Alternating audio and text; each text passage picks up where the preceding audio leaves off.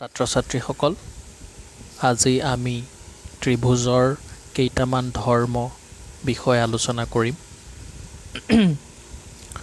এই ধৰ্মবোৰৰ জৰিয়তে আমি ত্ৰিভুজৰ বিভিন্ন ধৰণৰ সমস্যাৰ সমাধান আমি কৰিব পৰা যাব আৰু এই ধৰ্মবোৰৰ ব্যৱহাৰ তোমালোকক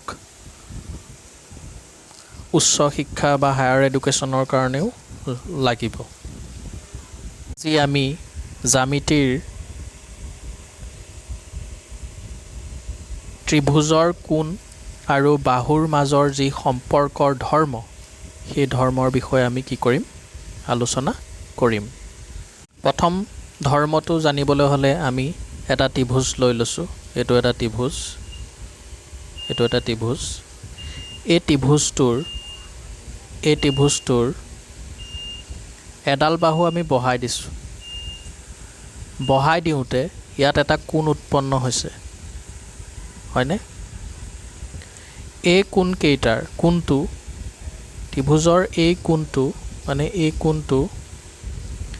ইয়াৰ ভিতৰৰ যিবোৰ অন্তঃকোণ আছে, অন্তঃকোণৰ বিপৰীত অন্তঃকোণকেইটাৰ প্ৰত্যেকটোতকৈ ডাঙৰ। ধৰণৰ এইটো ত্ৰিভুজ, ইয়াৰ এইবোৰ হৈছে অন্তঃকোণ, ঠিক আছে? এই অন্তঃকোণবোৰৰ কোণৰে যি মাপ, সেই মাপৰ সমষ্টি আমি সকলোৱে জানো 180 ডিগ্ৰী। মানে ইয়াত থকা তিনিটা কোণৰ যোগফল সদায় কি হয়? 180 ডিগ্ৰী হয়। এতিয়া এই ত্ৰিভুজটোৰ এডাল বাহু, এই তলৰ বাহুডাল যদি আমি বহাই দিওঁ, বহাই দিলে ইয়াত কি হ'ব? এটা কোণৰ উৎপন্ন হ'ব। এই কোণটোৰ যিটো মান, মানে ইয়াত 120 হ'ব পাৰে ইয়াৰ মান। ইয়াৰ মান 120 আমি ধৰি ল'ব পাৰোঁ, 120 ডিগ্ৰী। তেতিয়া তাৰ ওচৰৰ যিটো অন্তঃকোণ, সেই অন্তঃকোণৰ মাপ কিমান হ'ব? 60 ডিগ্ৰী হ'ব। আমি এইটো যদি ধৰোঁ 70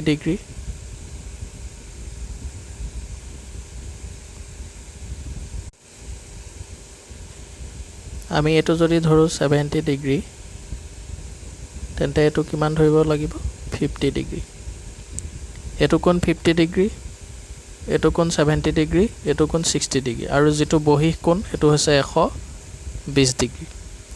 এতিয়া এই বহিঃ ধৰ্মটো হৈছে যে ত্ৰিভুজৰ এডাল বাহু বহাই দিলে যিটো বহিঃ কোণৰ সৃষ্টি হয়, সেই বহিঃ কোণৰ মাপটো তাৰ বিপৰীত অন্তঃকোণ মানে ইয়াত 60ৰ কথা কোৱা নাই, 60টো হৈছে লগতে লাগি থকা অন্তঃকোণ। তাৰ বিপৰীত অন্তঃকোণ হৈছে 70 আৰু 50। এই 70 আৰু 50ৰ প্ৰত্যেকটোতকৈ ডাঙৰ। মানে ত্ৰিভুজৰ এটা বহিঃ কোণ আমি যদি বহাই দিলে তাৰ বহিঃ কোণটো যিটো উৎপন্ন হ'ব, সেই বহিঃ কোণৰ মাপটো তাৰ বিপৰীত অন্তঃকোণতকৈ কি হয়?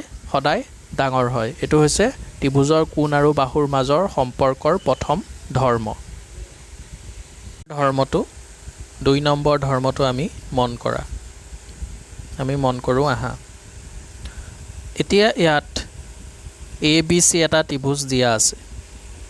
ABC এটা ত্ৰিভুজ। এই ত্ৰিভুজটোৰ AC যিডাল বাহু, এই বাহুডাল ডাঙৰ AB বাহুতকৈ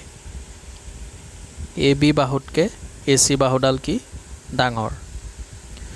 এতিয়া ইয়াৰ ধৰ্মটো হ'ল যে এটা ত্ৰিভুজৰ এটা বাহু যদি অইন এটা বাহুতকৈ ডাঙৰ, এতিয়া ইয়াত AB বাহুতকৈ AC বাহুটো ডাঙৰ হয়নে নহয়? সেইকাৰণে যদি ডাঙৰ হয়, তেতিয়া তাৰ বিপৰীত কোণবিলাক, ডাঙৰ কোণৰ বিপৰীত কোণটো এইটো, ডাঙৰ বাহুডালৰ বিপৰীত কোণটো এইটো, আৰু সৰু বাহুডালৰ বিপৰীত কোণটো হৈছে এইটো। ডাঙৰ বাহুৰ বিপৰীত কোণটোতকৈ সৰু বাহু বিপৰীত কোণটো সদায় কি হয়? সৰু হয়। এটা ত্ৰিভুজৰ এটা বাহু যদি অইন এটা বাহুতকৈ ডাঙৰ হয়, যেনে এ বি বাহুতকৈ যদি এ চি বাহুডাল ডাঙৰ হয়, তে এ চি বাহুৰ যিটো বিপৰীত কোণ হ'ব, সেই বিপৰীত কোণটো এ বি বাহুৰ বিপৰীত কোণতকৈ সদায় কি হয়? ডাঙৰ হয়। মানে ইয়াত চোৱা, এ বি বাহুডাল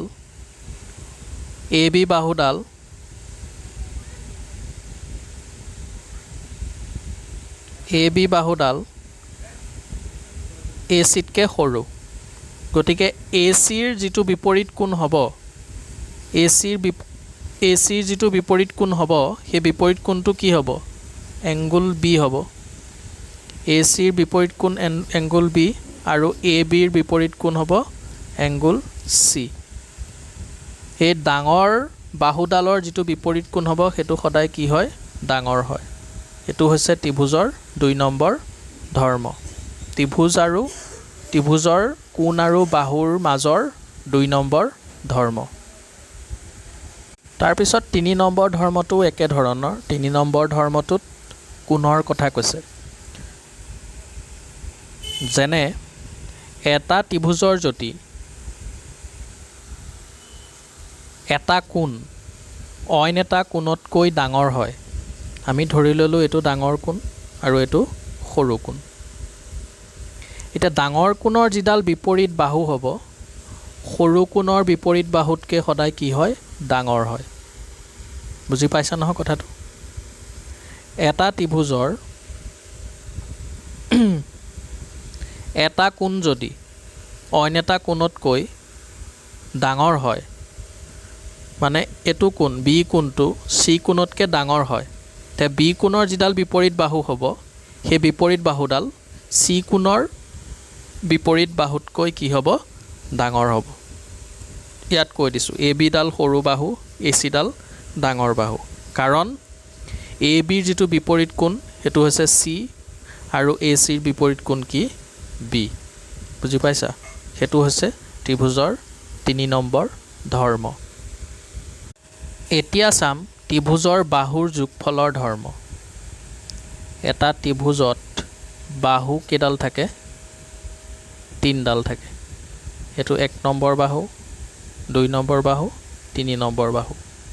এতিয়া বাহুৰ যোগফলৰ ধৰ্মটো হৈছে ইয়াৰ যিকোনো দুটা বাহুৰ যোগফল, যেনে 1 নম্বৰ বাহুডালৰ লগত যদি 2 নম্বৰ বাহুডাল যোগ কৰি যিটো যোগফল পাম, সেই যোগফলটো সদায় 3 নম্বৰ বাহুডালতকৈ কি হ'ব? ডাঙৰ হ'ব।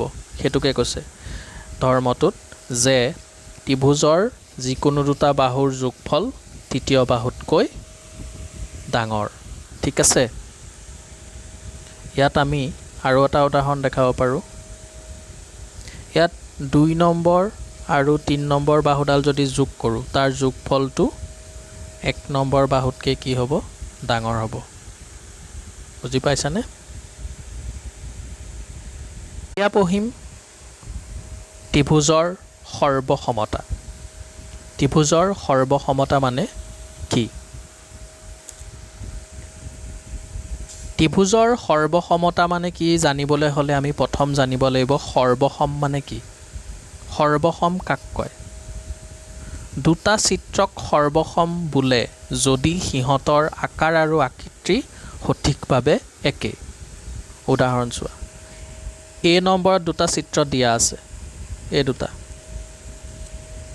হয়নে? এই চিত্ৰ দুটা একে হয়নে নহয় দেখিবলৈ? আকাৰ আৰু আকৃতি একে। ঠিক তেনেদৰে বি নম্বৰ চিত্ৰ দুটা চোৱা, চি নম্বৰ চিত্ৰ দুটা চোৱা, ডি নম্বৰ চিত্ৰ দুটা চোৱা। ইয়াত এই দুটা চিত্ৰ যে দেখিবলৈ একদম একে একে। এইটো খালি উল্টাকৈ থৈছে, ইয়াত এইটো উল্টাকৈ থৈছে, কিন্তু দেখিবলৈ এই প্ৰথমটোৰ সৈতে কি হয়? একে হয়। ঠিক তেনেদৰে এই পুতলা দুটাও একে। বুজি পাইছানে? আৰু ইয়াত কৈছে দুটা ফটো ষ্টেট নাইবা কাৰ্বন কপি সৰ্বসম যদিহে সিহঁতৰ আকৃতি একে থাকে। আমি যে জেৰক্স কৰোঁ, সেই জেৰক্স কৰিলে যিখন কাগজৰ পৰা আমি জেৰক্স কৰোঁ, সেই কাগজখন জেৰক্স কৰা কাগজৰ লগত কি হয়? একে হয়। গতিকে সেই কাগজ দুখনো আমি সৰ্বসম বুলি ক'ব পাৰোঁ। এতিয়া সৰ্বসমৰ যিডাল চিহ্ন, সেই চিহ্নডাল কেনেদৰে বুজায়? এইডাল হৈছে সৰ্বসমৰ চিহ্ন এডাল সৰ্বসমৰ চিহ্ন দেখিছানে দুটা বস্তু সৰ্বসম দেখাবলৈ এই চিহ্নটো ব্যৱহাৰ কৰা হয় উদাহৰণস্বৰূপে আমি কি ল'ব পাৰোঁ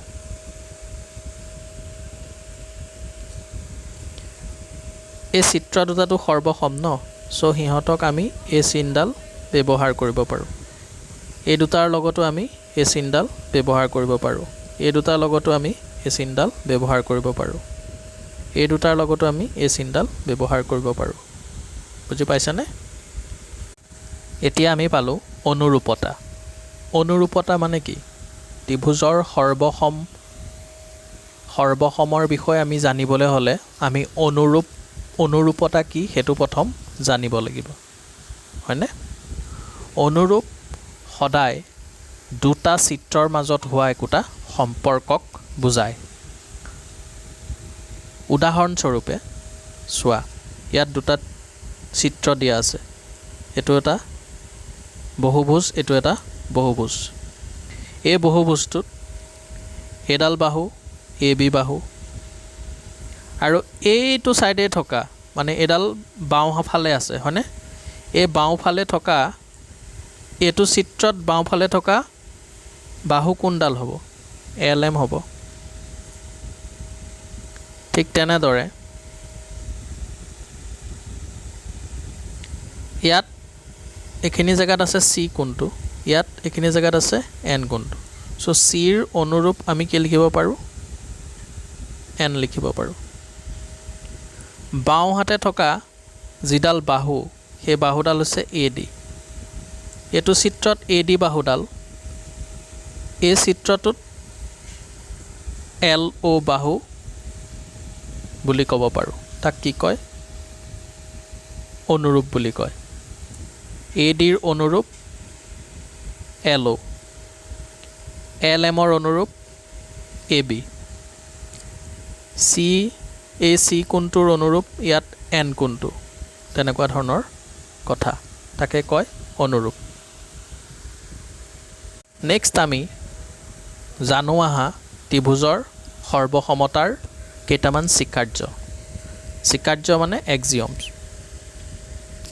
ইংৰাজীৰ টাৰ্মটো হৈছে এক্সিয়ম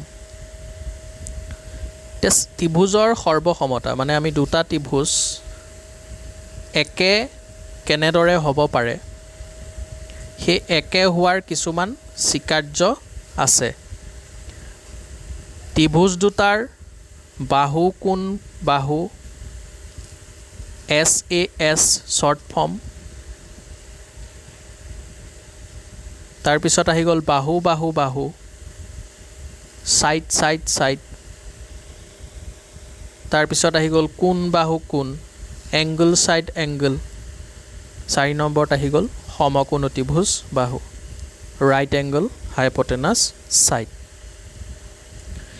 এই চাৰিটা হৈছে ত্ৰিভুজৰ সৰ্বসমতাৰ স্বীকাৰ্য মানে আমি সহজ ভাষাত ক'বলৈ গ'লে ত্ৰিভুজৰ সৰ্বসমতা দেখাবলৈ হ'লে এই ফৰ্মুলা কিটা আমি কি কৰিব লাগিব ব্যৱহাৰ কৰি পেলাই দেখাব লাগিব আসলতে ফৰ্মুলা বুলি নকয় তোমালোকক বুজাবৰ কাৰণে মই ফৰ্মুলা শব্দটো কি কৰিছো ব্যৱহাৰ কৰিছো এই ফৰ্মুলা কিটা ব্যৱহাৰ কৰি পেলাই আমি কি কৰিব লাগিব ত্ৰিভুজৰ সৰ্বসমতা দেখাব লাগিব দুটা ত্ৰিভুজ কেনেদৰে সৰ্বসম হ'ব সেই সৰ্বসমতা আমি দেখাব পাৰো এই ফৰ্মুলা কিটা ব্যৱহাৰ কৰি প্ৰথম যিটো ধৰ্ম আছিল বা স্বীকাৰ্য আছিল প্ৰথম স্বীকাৰ্যটো বাহু কোণ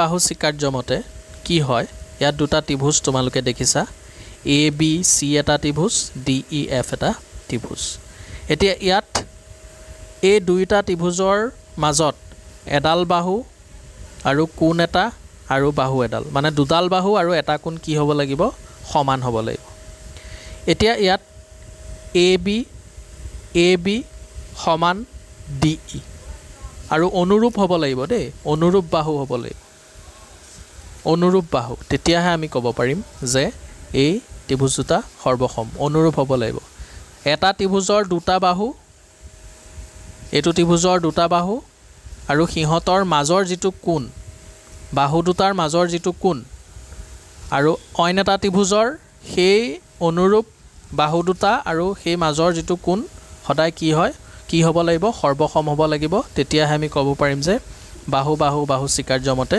ত্ৰিভুজ দুটা কি সৰ্বসম এতিয়া ইয়াত এ বি বাহুডাল ডি ই লগত সমান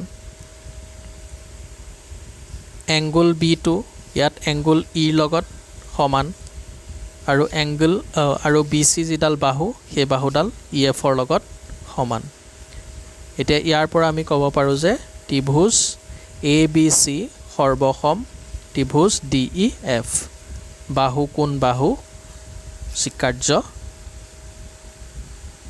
ব্যৱহাৰ কৰি পেলাই ঠিক আছে নেক্সট কেইটামান উদাহৰণ দি দিছোঁ ইয়াত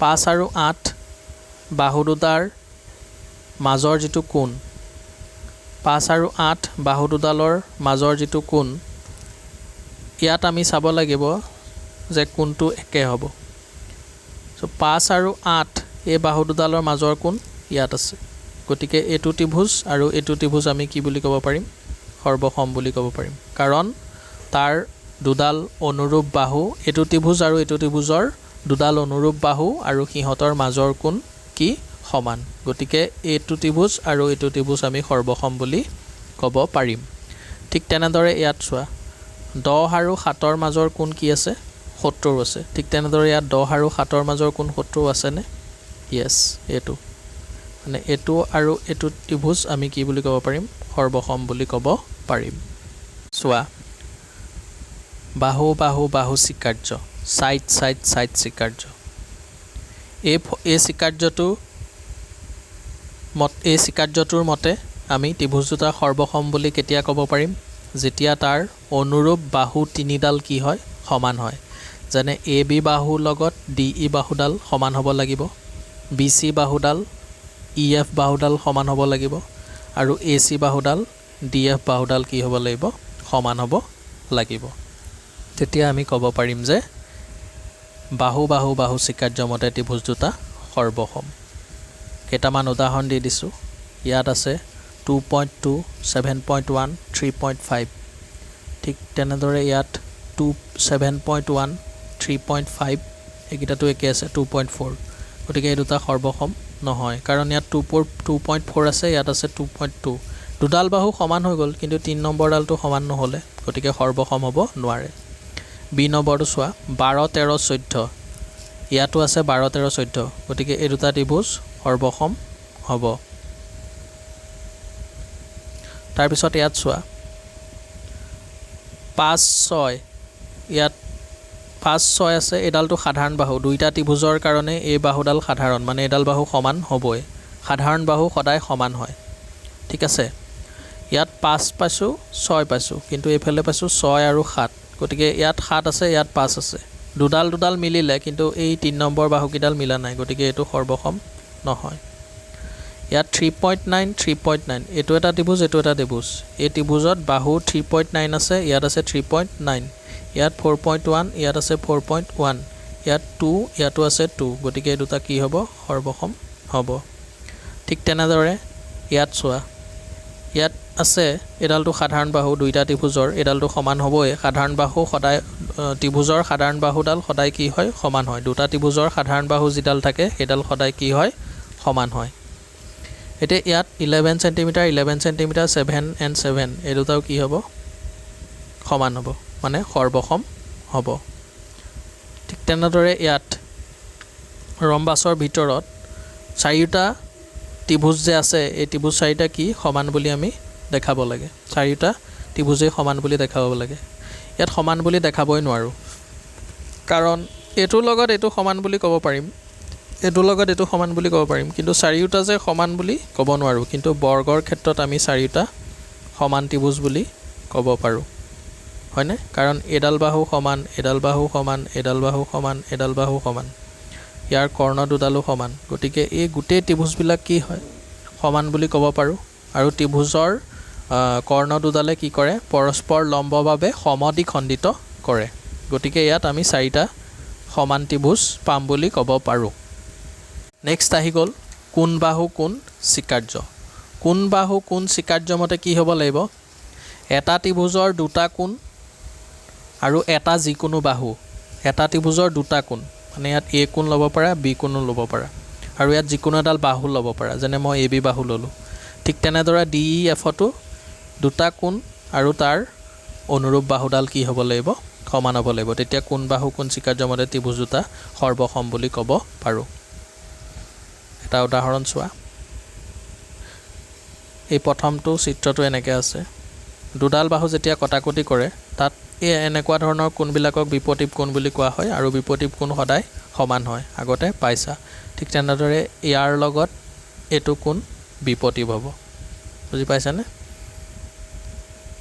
এতিয়া ইয়াত চোৱা তোমালোকে এই ত্ৰিভুজ দুটাত 8 সেণ্টিমিটাৰ 8 সেণ্টিমিটাৰ ঠিকে আছে 12 সেণ্টিমিটাৰ 12 সেণ্টিমিটাৰ ঠিকে আছে তাৰ কোণ দুটা কি সমান গতিকে এইটো সৰ্বসম হ'ব এইটো অলপ বেলেগকৈ বুজাব লাগিব অলপ চোৱা তোমালোকে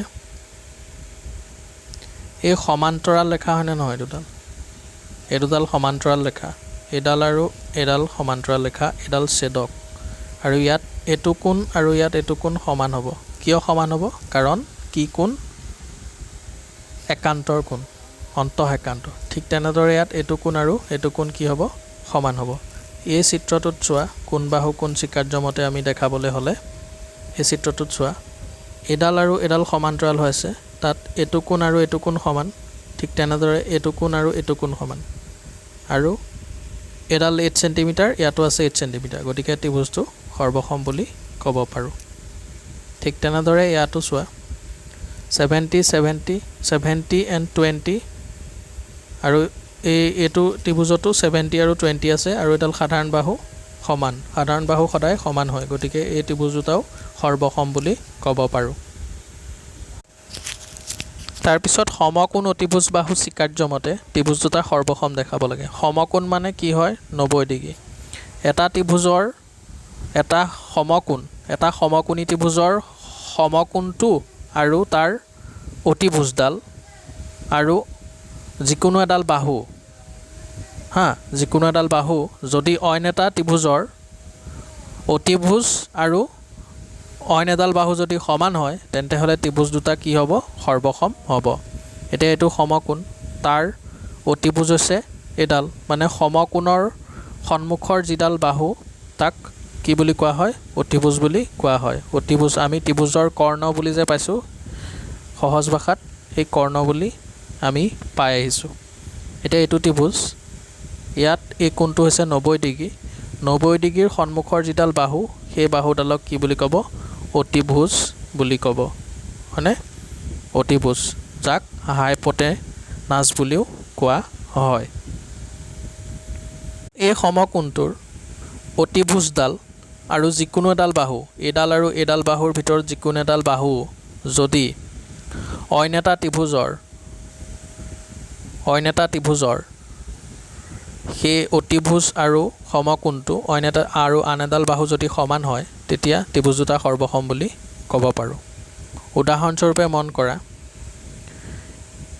ইয়াত এইটো কোণ আৰু এইটো কোণ আৰু এইটো কোণ সমকোণ ঠিক আছে আৰু এডাল অতিভুজ এ বি অতিভুজ আৰু ডি ই অতিভুজ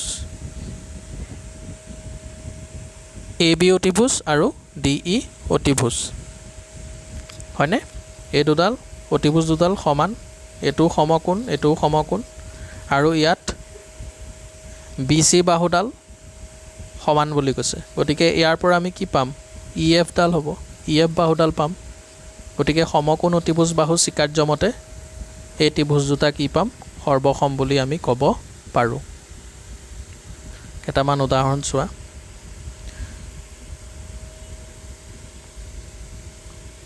এইটো সমকোণ এই দুটা ত্ৰিভুজত মন কৰা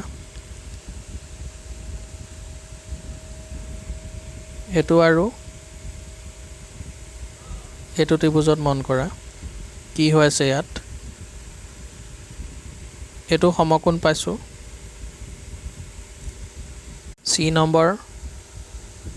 চি নম্বৰ এক্সাম্পলটো চোৱা। ইয়াত 90 ডিগ্ৰীৰ সন্মুখৰ যিডাল বাহু 15 চেণ্টিমিটাৰ 15 দিয়া আছে। এই বাহুডাল আমি কি বুলি ক'ব পাৰোঁ? অতিভুজ বুলি ক'ব পাৰোঁ। এই বাহুডাল অতিভুজ। ঠিক তেনেদৰে ইয়াত 90 ডিগ্ৰীৰ সন্মুখৰ যিডাল বাহু সেইডালক অতিভুজ বুলি ক'ব পাৰোঁ।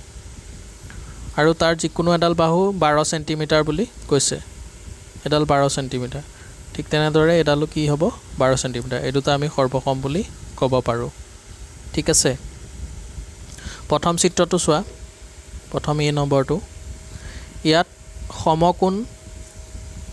সমকোণৰ সন্মুখৰ যিডাল বাহু বা অতিভুজ সেইডাল 15 চেণ্টিমিটাৰ দিয়া আছে। এইটো অতিভুজতো 15 চেণ্টিমিটাৰ দিয়া আছে। আৰু যিকোনো এডাল বাহু 10 চেণ্টিমিটাৰ দিয়া আছে। ইয়াতো 10 চেণ্টিমিটাৰ দিয়া আছে। গতিকে এই ত্ৰিভুজ দুটা আমি সৰ্বসম বুলি ক'ব পাৰোঁ। মৰমৰ ছাত্ৰ ছাত্ৰীসকল, মোৰ আশা তোমালোকে এইখিনি ধুনীয়াকৈ বুজি পাইছা। আজিলৈ ইমানতে সামৰিছোঁ। ধন্যবাদ।